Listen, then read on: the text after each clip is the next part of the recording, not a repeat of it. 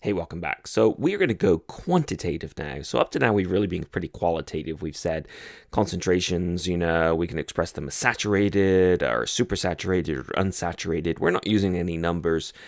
We can be a little bit better. We can talk about concentrated solutions. I'm going to abbreviate solutions as SOLNS. And these are going to have a very sort of high ratio of solute to solvent.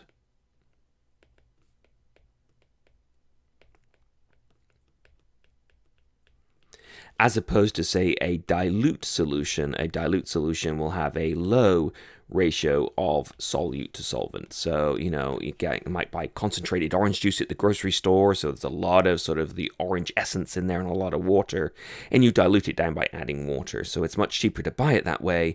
And the same in the lab. We typically buy our solvents or our acids and bases, let's say, in concentrated form and just dilute them. It's a lot cheaper to do it that way. But we'd really like some quantitative measures. We really like some numbers here, right? We'd really like to go in and say, not just is it concentrated or is it dilute? We would want to know exactly how concentrated or exactly how dilute it is. We got a couple of different ways of doing this. So in Chemistry 1, we talked about molar concentration or molarity. And molarity is typically given the symbol M, and that's a capital M, by the way. And we define molarity as the number of moles of solute. Okay, sometimes people call that the chemical amount of solute over the volume of the solution in liters, or just more simply the number of liters of the whole solution. So it has units, of course, of whatever the top and whatever the bottom is. So the units of the top are going to be moles. The units of the bottom are going to be liters. So it's going to have units of moles per liter. But we find that to be too annoying to write. And so we write that as just a capital M. So let me go ahead and kind of remind you of how we might make a 1 molar solution of sodium chloride. So let me go ahead and flick to another slide and show you. Alrighty, so if we want to make a 1 molar solution, that's 1 mole per liter, what we would do is we would calculate how heavy a mole of something would be. So for instance, if we had a mole of sodium chloride, that weighs about 58.44 grams. And so we would weigh it out and we would pour it in this vessel here. This vessel here is called, do you remember? It's called a volumetric flask. And so there was an experiment in General Chemistry 1, and at the end of it, we asked you to kind of critique how you make a solution. And I believe the critique, well, you should have noticed that what we told you to use was not a volumetric flask, and that was a problem, so you should have used it. And a volumetric flask has a line. You can see the line right here, and what it tells you is that when you fill it up to that line, you've got exactly, say, 1 liter in a 1 liter volumetric flask.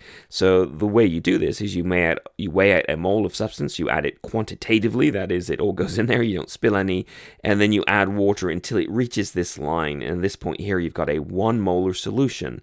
Notice you don't necessarily add a liter of water. It may be a little bit more, it may be a little bit less. You can't be exactly sure.